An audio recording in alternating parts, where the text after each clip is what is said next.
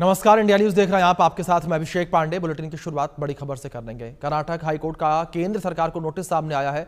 Online gaming act 2025 को चुनौती देने वाली याचिका पर नोटिस दिया गया है।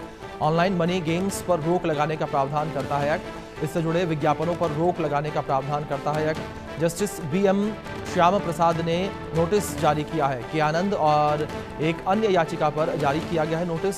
सॉलिसिटर जनरल तुषार मेहता ने कानून को चुनौती देने वाली अर्जी सुप्रीम कोर्ट में ट्रांसफर करने की मांग है। कर्नाटक हाईकोर्ट ने गुरुवार तक स्थगित कर दी है सुनवाई। कर्नाटक हाईकोर्ट ने ऑनलाइन गेमिंग एक्ट 2025 को चुनौती देने वाली दूसरी याचिका पर केंद्र सरकार को नोटिस जारी किया है। ये notice justice BM Shyam Prasad ने के आनंद और एक अन्य याचिका पर जारी की है और ये एक्ट ऑनलाइन मनी गेम्स और उससे जुड़े हुए विज्ञापनों पर रोक लगाने का प्रावधान है। सॉलिसिटर जनरल तुषार मेहता ने बताया है कि इस कानून को चुनौती देने वाली याचिकाएं सुप्रीम कोर्ट में ट्रांसफर करने की मांग की गई है। याचिका में कहा गया है कि धारा 2/1G और 5 ऑनलाइन स्किल गेम्स पर लागू होने के कारण असंवैधानिक हैं और संविधान के अनुच्छेद 14, 19(1)A और 19(1)G और 21 का उल्लंघन करती है। हाईकोर्ट ने सुनवाई गुरुवार तक के लिए स्थगित कर दी है। ये बड़ी खबर है जो इस बीच निकलकर सामने आ रही है। तो गुरुवार तक के लिए ये सुनवाई स्थगित कर दी गई है। ये बड़ी खबर है जो इस बीच निकलकर सामने आ रही है। तो कर्नाटक हाईकोर्ट ने गुरुवार तक के लिए सुनवाई स्थगित की है। कर्नाटक हाईकोर्ट ने केंद्र सरकार को नोटिस जारी किया है।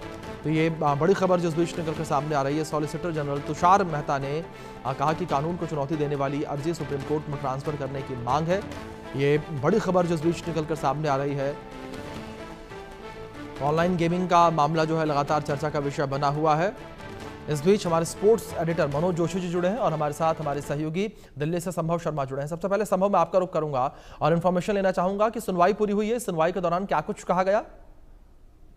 जी बिल्कुल, देखिए कर्नाटक हाईकोर्ट में ये आज सुनवाई लगी हुई थी। ये पहले से आज के लिए लगी हुई थी क्योंकि 8 तारीख तक केंद्र सरकार को कर्नाटक हाईकोर्ट में जवाब दाखिल करना था। पिछली सुनवाई में कर्नाटक हाईकोर्ट ने केंद्र सरकार से जवाब मांगा था। उस जवाब को कर्नाटक हाईकोर्ट में केंद्र सरकार को फाइल करना था। आज जब इस मामले में सुनवाई हुई तब सॉलिसिटर जनरल तुषार मेहता ने कहा कि ये मामला सुप्रीम कोर्ट में लंबित है क्योंकि पिछले हफ्ते कर्नाटक हाईकोर्ट की सुनवाई के बाद एक हियरिंग दिल्ली हाईकोर्ट में हुई और उसके बाद सॉलिसिटर जनरल और वकीलों ने यहाँ सुप्रीम कोर्ट में भी मैटर को मेंशन किया। उसके बाद सुप्रीम कोर्ट ने अग्री किया कि हाँ, हम इस मामले को सुनेंगे। तो एक तरह से मामला सुप्रीम कोर्ट के सामने ऑनलाइन गेमिंग अधिनियम को चुनौती देने वाली तमाम याचिकाओं का मामला सुप्रीम कोर्ट के सामने लंबित है और यही बात सॉलिसिटर जनरल तुषार मेहता ने आज कर्नाटक हाईकोर्ट में कही। सॉलिसिटर जनरल केंद्र सरकार की तरफ से अपनी बात रख रहे थे और अब जो डिटेल्ड जो बात कही जा रही थी, जिस पर हम लगातार प्रोग्राम्स कर रहे हैं, कि एक जो डिटेल्ड आंसर है, रिप्लाई है जो केंद्र सरकार को फाइल करना है इस पूरे मामले में, उसमें वो अब चूंकि सुप्रीम कोर्ट के सामने लंबित है और मामला गुरुवार के लिए टाल दिया गया है, तो देखना होगा सुप्रीम कोर्ट इस मामले को कब सुनती है। अगर सुप्रीम कोर्ट सुनती है और सुप्रीम कोर्ट केंद्र से जवाब मांगती है या केंद्र में सुप्रीम कोर्ट में केंद्र का क्या जवाब होता है, इस पर निर्भर करेगा कि ये जो कानून है इस पर क्या अथॉरिटी और क्या नियम बनते हैं। क्योंकि इसी से रिलेटेड एक खबर है, दिल्ली हाईकोर्ट की पिछले हफ्ते की बात है।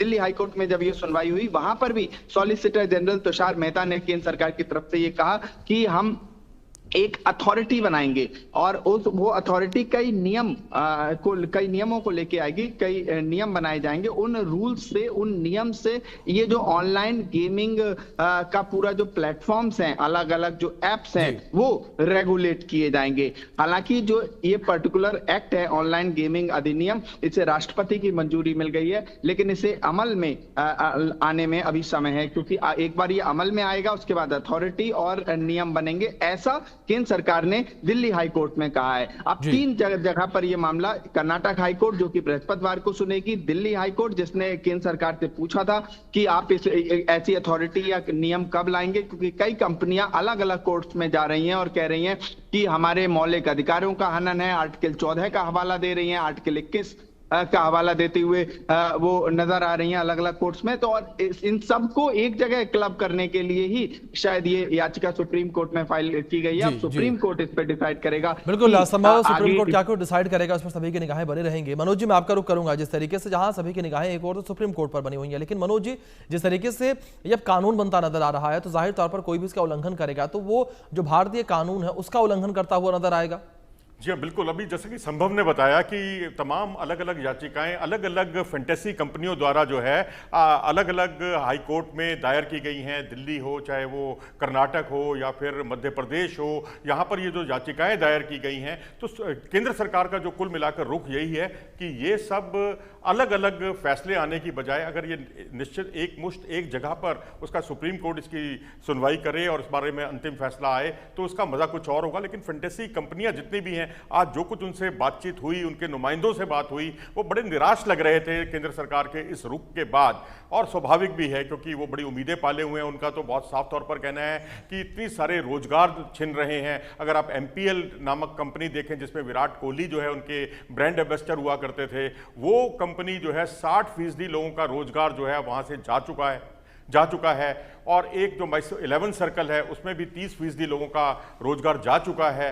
और बेंगलुरु ऑफिस में ताला लग चुका है और बॉम्बे में भी अब कई जो है छटनियां होने जा रही हैं। तो जब लाखों लोगों के रोजगार से जुड़ा हुआ मामला हो, मौलिक अधिकारों के उल्लंघन का आरोप लगा हो, तो मामला गंभीर बनता है और इस पर सबकी नजरें टिकी हुई हैं। तो जाहिर सी बात है कि अब जैसा कि बताया गया कि गुरुवार तक इस बारे में सुनवाई होगी। अब जो 8 तारीख तक सबकी निगाहें टिकी हुई थी, अब वो गुरुवार पर सबकी नजरें अब टिक गई हैं।